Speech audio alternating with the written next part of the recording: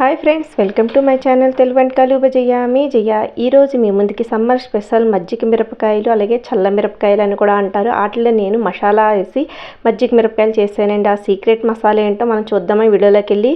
దానికోసం అయితే నేను చక్కగా ఉన్న మజ్జిగ మిరపకాయలు అంటే వేరేగా ఉంటాయండి. మన కూరలో వేసుకున్న మిరపకాయలు వేరేగా ఉంటాయి. మజ్జిగ మిరపకాయలు అంటే వేరే ఇస్తారండి. చక్కగా మార్కెట్కి వెళ్ళి ఒక 5 కేజీలు చక్కగా ముదురుగా ఉన్న కాయలు అయితే మంచివి దేశవాళీ కాయలు అయితే తెచ్చుకున్నానండి. లేతగా ఉన్న కాయలు అయితే మనకి ఊరబెట్టి ఎండబెట్టేటప్పటికి అవి సరిగా ఉండవండి. అందుకని చెప్పి చక్కగా కాయ ముదిరినవి దేశవాళీతో చేసుకుంటే మజ్జిగ మిరపకాయలు అనేది టేస్ట్ బాగుంటాయండి. కాయలు కూడా మనకి నిలువ ఉంటాయి.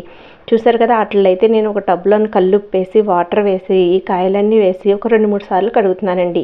ఎందుకంటే మనకి మిరపకాయలు అనేటప్పటికి పురుగు మందులు ఎక్కువగా కొడతారండి. దానివల్ల మనం ఇలాగా కల్లుప్పు వేసుకొని కడుక్కోవడం వల్ల అటువంటి కెమికల్స్ ఏమైనా ఉంటే పోతాయండి. అలా వేసి ఒక 10 నిమిషాలు వాటర్లో ఉంచేసి తర్వాత శుభ్రంగా కడుక్కోవాలండి. చూసారు కదా, ఇలా కడిగిన ఇట్లు ఒక జాలి బుట్టలో వేసుకొని వాటర్ వడబెట్టుకున్నానండి. వాటర్ అంతా బాగా స్ట్రైన్ అయిపోయిన తర్వాత ఇలాగ మనం ఒక క్లాత్ పైన వేసి పల్చగా ఆరబెట్టుకోవాలి. ఒక ఫ్యాన్ గాలికి తడంతా ఆరిపోతాయండి. ఒక 2-3 గంటలు అలా ఉంచేస్తే ఆ తర్వాత అలా కొత్త పిన్నిస్తో కానీ సూత్తో కానీ చిన్న నాటే పెట్టుకోవాలండి. ఎక్కువగా పెట్టుకుంటే మనం ఊరేటప్పటికి గింజలన్నీ బయటకు వచ్చేస్తాయి. అలా పెట్టుకున్నవన్నీ ఒక టబ్లో వేసుకున్నాను. టబ్లో అయితే మనకి వెడల్పుగా ఫ్రీగా ఉంటుందండి. ఇరుక్కుపోకుండా ఉంటే మనకి మిరపకాయలు అన్నవి మంచిగా నలగకుండా చక్కగా ఉంటాయి. చూసారు కదా, ఇప్పుడు నేనైతే 5 కేజీలకి చూసారా, ఇప్పుడు ఒక టేబుల్ స్పూను పసుపు వేసాను. అలాగే ఒక 2 నిమ్మకాయల రసం వేసానండి. ఇగో సీక్రెట్ మసాలా అదేనండి. ఏంటనుకుంటున్నారా, వాముని జీలకర్రని బాగా మెత్తగా వేయించి పొడి చేసి వేసుకున్నానండి. చూసారా, ఒక 2 లీటర్లు పెరుగుని అయితే ఇలా చిక్కగా తిప్పుకొని మనకి చక్కగా ఇలాగా అయితే వేసుకుంటున్నానండి, అట్లంతా ములిగేలాగా. అలాగే మనకి టేస్ట్ తగినంత కల్లుప్పు అండి. ఎలా అంటే 1 కేజీకి వచ్చి ఒక 100 గ్రాముల ఉప్పు వరకు వేసుకుంటే బాగా సరిపోద్దండి.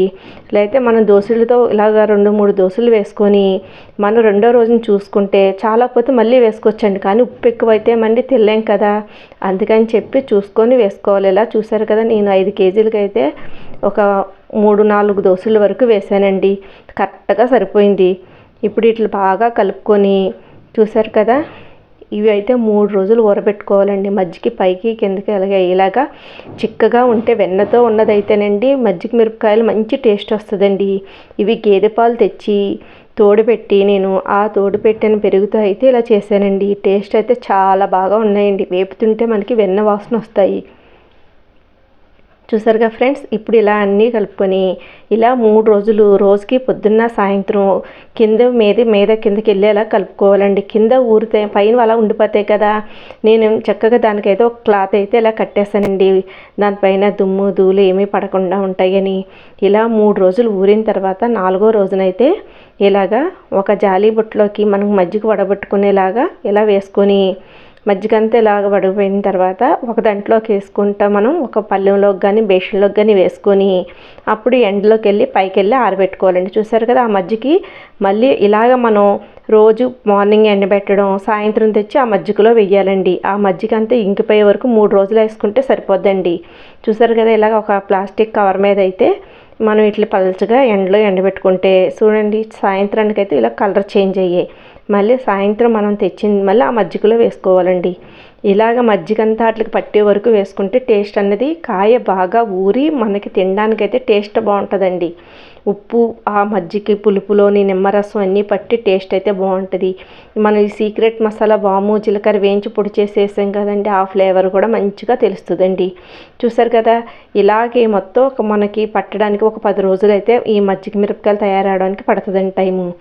ఇలా రోజు చూసారు కదా, ఇలా మళ్ళీ 2వ రోజు అలా వేసానండి. మొత్తం అన్నీ మనకు తయారయ్యేటప్పుడు చూసారా మంచి కలర్ అయితే చూసారండి, తెల్లగా ఎంచక్క పువ్వుల్లా వచ్చాయో. ఇప్పుడు స్టవ్ మీద నూనె పెట్టుకొని, నూనె మరీ వేడెక్కకూడదండి. బాగా వేడెక్కిపోతే వేసిన వెంటనే కలర్ మారిపోతాయి. కానీ మిరపకాయ లోపల వరకు వేగితేనే మనకి క్రిస్పీగా గింజతో సహా వేగి బాగుంటుందండి. చూసారుగా, మరీ ఎక్కువ వేగిపోకుండా ఇలా బ్రౌన్ షేడ్ రావచ్చినట్నే తీసేసుకోవాలండి. టేస్ట్ అయితే చాలా బాగున్నాయండి. ఎందుకంటే మనం మేగడతో వేసాం కదా, వెన్న ఫ్లేవర్తో చాలా బాగున్నాయి. మీరు కూడా ఒకసారి ఇలా ట్రై చేసి ఎలా వచ్చిందో కామెంట్లో చెప్పండి. వీడియో అయితే అందరికీ నచ్చిందా అండి? చీట్లు అయితే మనం ఎండాకాలంలో ఎక్కువగా మనం మజ్జిగన్నం అయితే తింటాం కదండి, పప్పుతోనే వాటితోనే అయితే చాలా బాగుంటుందండి. చూసారుగా ఫ్రెండ్స్, నేను ఎలా తయారు చేశానో, ఇవన్నీ ఎలా వేయించానో మీకు అన్నీ వివరంగా చూపించాను. ఎలా ఏమేమి వేస్తానో. కేజీకి 1 కేజీ కాయలకి 1/2 లీటర్ పెరుగు అయితే కరెక్ట్గా సరిపోద్దండి. వీడియో నచ్చిందా? Thank you for watching friends.